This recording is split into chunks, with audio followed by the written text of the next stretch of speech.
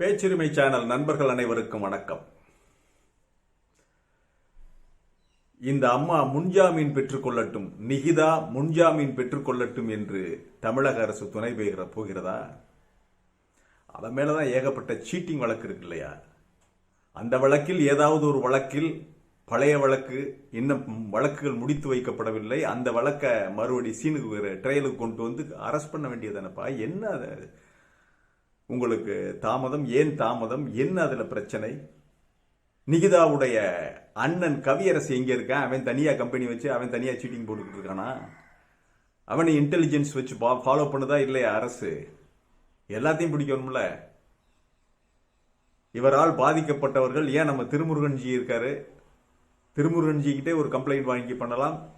திருமுருகன்ஜியை எப்படி ஏமாற்றினார், எப்படி வட்டமேசை மாநாடு போட்டு இவர்கள் எல்லாம் கூடி பேசி, குடும்பமே கூடி பேசி சதித்திட்டம் வகுத்து இப்படிப்பட்ட ஒரு தொழிலை ஆரம்பித்தது என்பதை பற்றியும், இது என்ன ஆகும் என்பதை பற்றியும், கடைசியா இந்த நாதாரி முண்டைய மடப்புறம் காளி கோயில்ல வந்து அலுமினிய தட்டு வச்சுக்கிட்டு பிச்சை எடுக்கிறேன் பாருங்க ஒரு 2 வருஷத்துல.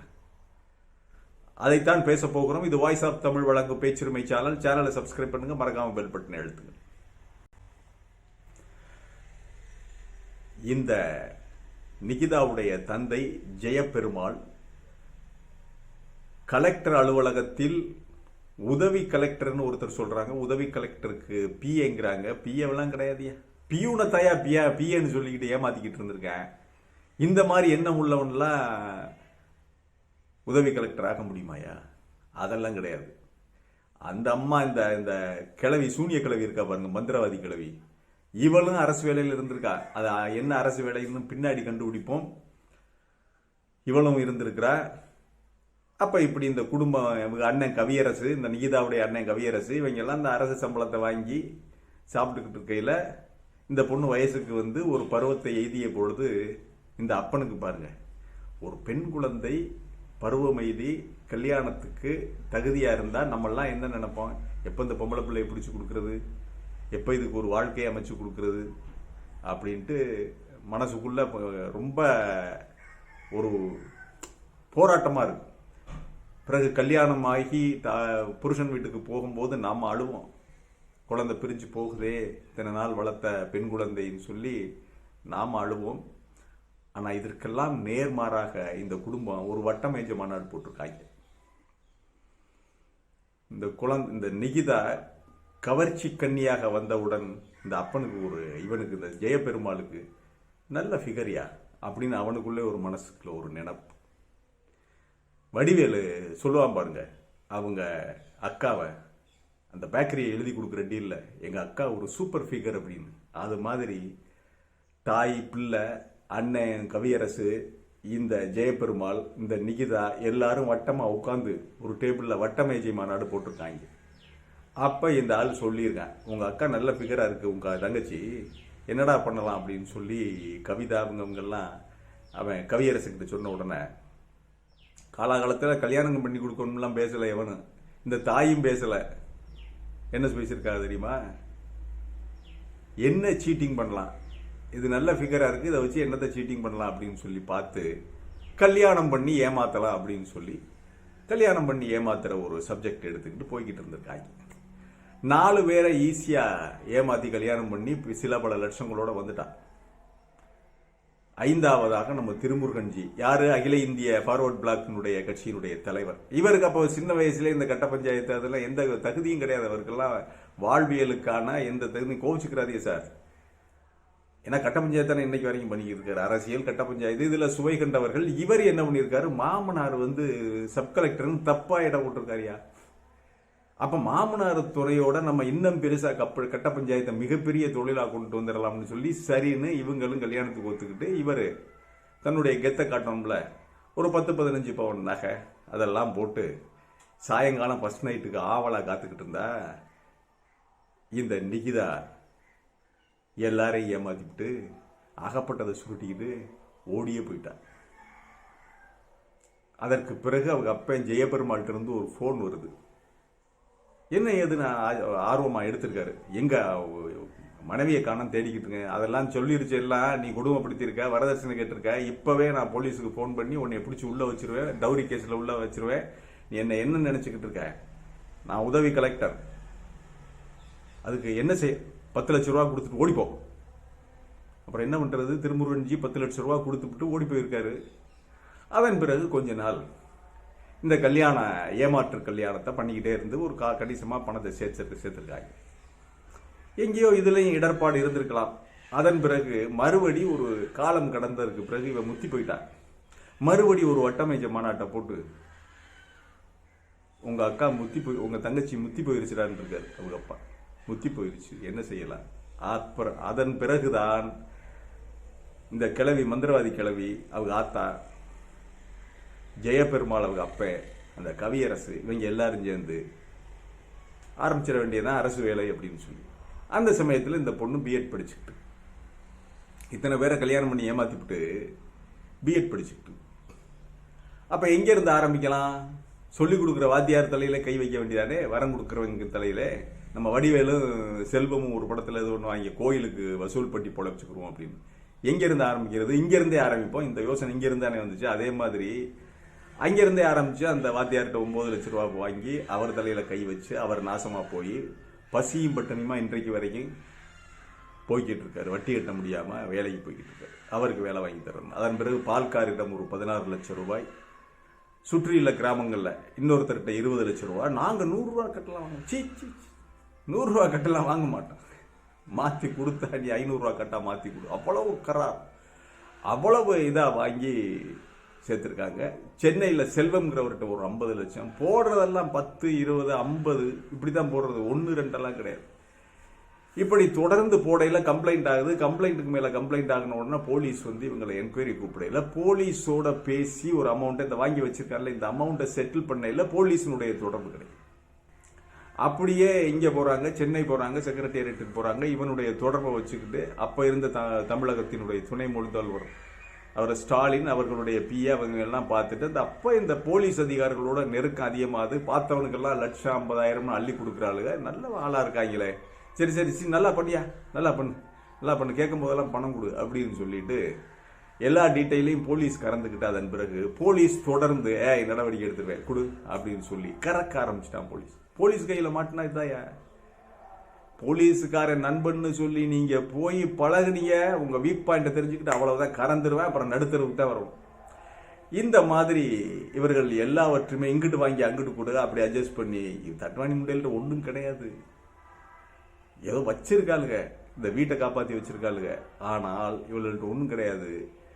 இப்பொழுது வரும்போது மடப்புறம் காளி கோயிலுக்கு வந்த உடனே நான் சொன்னதுதான் மேட்டர். அதாவது ஒரு ரவுடி, பல கொலைகள் செய்த ரவுடி என்ன தெரியுமா செய்வேன்? பெரிய கேங்ஸ்டரா இருப்பான், பெரிய ரவுடி இருக்கான், சாதாரண கல் எடறி விட்டு செத்து போயிடுவான். இல்லைன்னா சின்ன ஒரு ஹர்ட் கேஸ்ல ஒரு சின்ன பயல்கிட்ட வாங்கி கட்டிக்கிட்டு செத்து போயிடுவாங்க. அந்த மாதிரி இவ என்ன பண்றா? அஜித் குமாரை பார்த்த உடனே அப்பாவியா இருக்கேன், 2 தட்டு தட்டுனா ஒரு 2-3 லட்சம் ரூபா கறந்துடலாம் போல இருக்கு, ஒரு நாளைக்கு வீல் சேர் தள்ளுறதுல 5,000 10,000 சம்பாதிப்பான் போல இருக்கு, பொழுதுபோக்கா பண்ணி விடுவோம் அப்படின்னு சொல்லிட்டு பொழுதுபோக்காக டக்குன்னு தன்னுடைய தொடர்புகளை வைத்துக்கொண்டு இவ பண்ணிவிட்டா. வர சொல்லி போலீஸுக்கு போன் பண்ணி அதெல்லாம் நம்ம ஏற்கனவே காணொலியில் பேசிவிட்டோம்.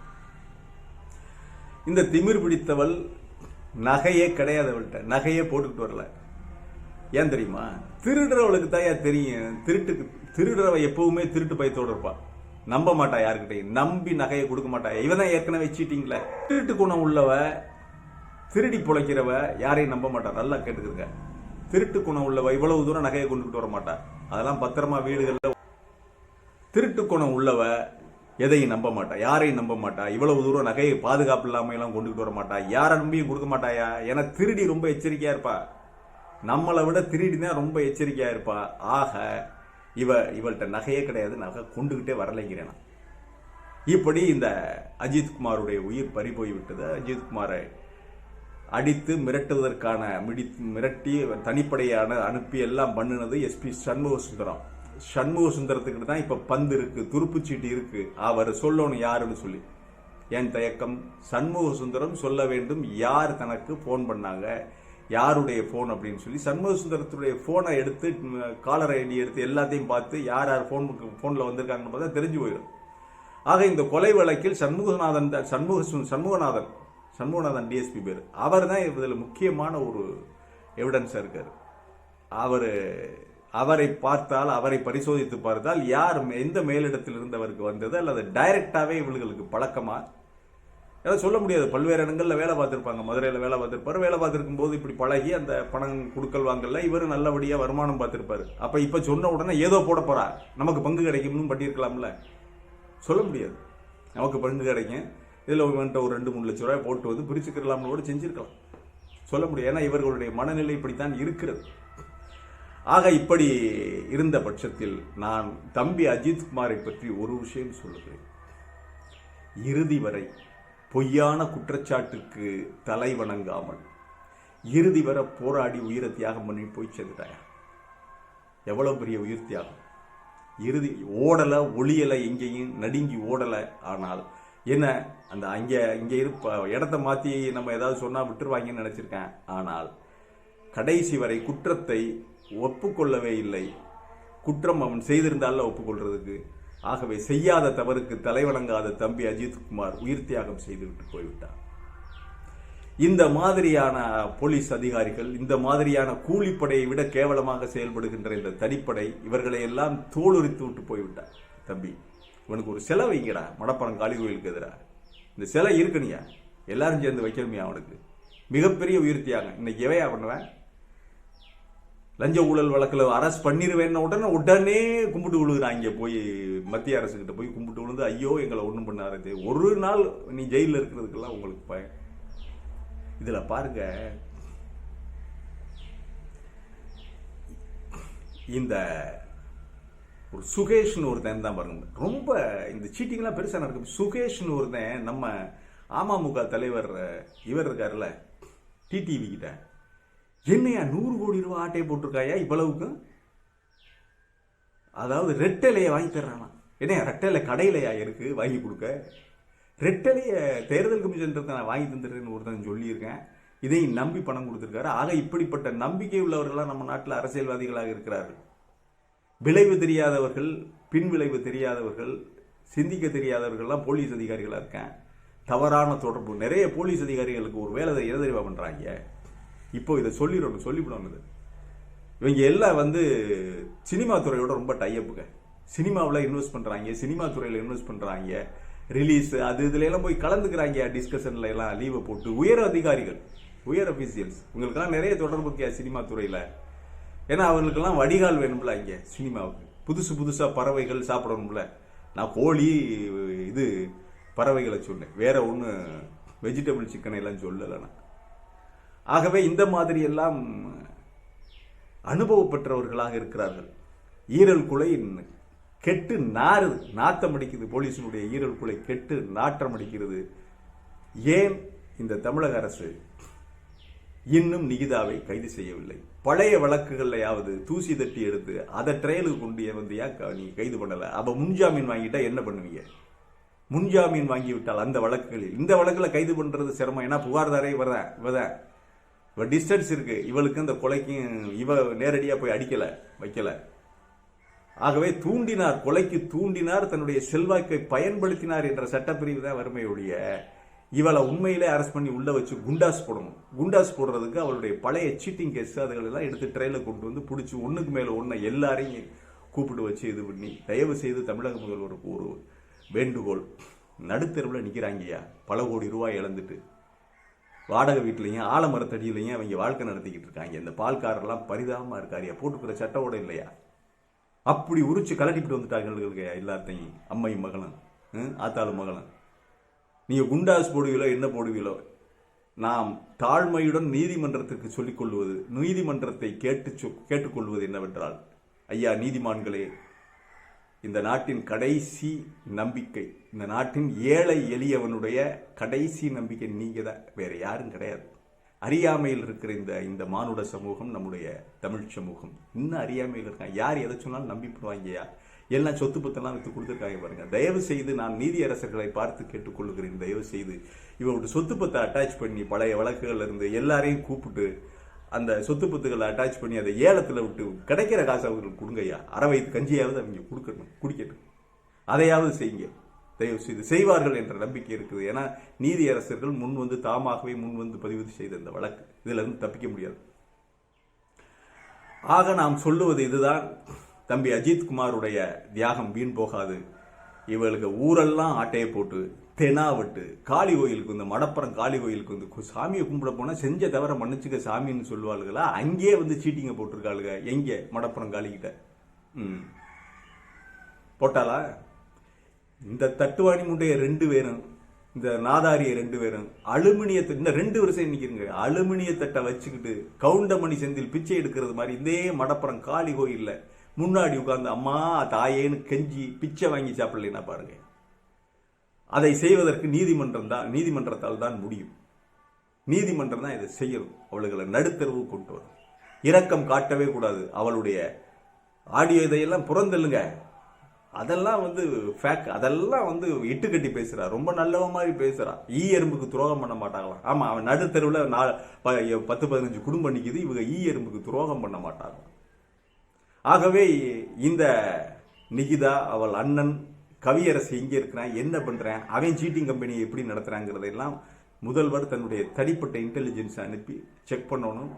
முடிந்தால் அவனை அரெஸ்ட் பண்ணி அவனை டீடைன் பண்ணி வைங்க. மக்கள் தப்பிக்கணும், மக்கள் மீதி இருக்கிற மக்கள் தப்பிக்கணும். ஆகவே அதையாவது தமிழக முதல்வர் அவர்கள் செய்ய வேண்டும். அவனை பற்றி தெரிஞ்சுக்கிறீங்க, எங்கே இருக்கிறான்னு பாருங்க. இதை கொஞ்சம் மெனக்கட்டு நீங்க இதுல கொஞ்சம் கவனம் எடுத்து செய்து பாதிக்கப்பட்ட குடும்பங்களுக்கும் நீங்கள் நிவாரணம் தர வேண்டும். அஜித்குமாருக்கு நிவாரணம் கொடுக்கறதுல எங்களுக்கு ஒன்றும் பெரிய இது இல்லை. நினைத்தால் தமிழகத்தில் ஆளுக்கு 10 ரூபா போட்டு கொடுத்துருவான், அவனுக்கு சிலையே வைப்பான் அஜித்குமார். மீண்டும் ஒரு காணொலியிலே சந்திக்கிறேன். இது வாய்ஸ் ஆஃப் தமிழ் வழங்கும் பேச்சுரிமை சேனலை சப்ஸ்கிரைப் பண்ணுங்க, மறக்காம பெல் பட்டனை அழுத்துங்க. கமெண்ட் செய்யுங்கள், ஷேர் செய்யுங்கள், பிடித்திருந்தால் லைக் செய்யுங்கள். நன்றி, வணக்கம்.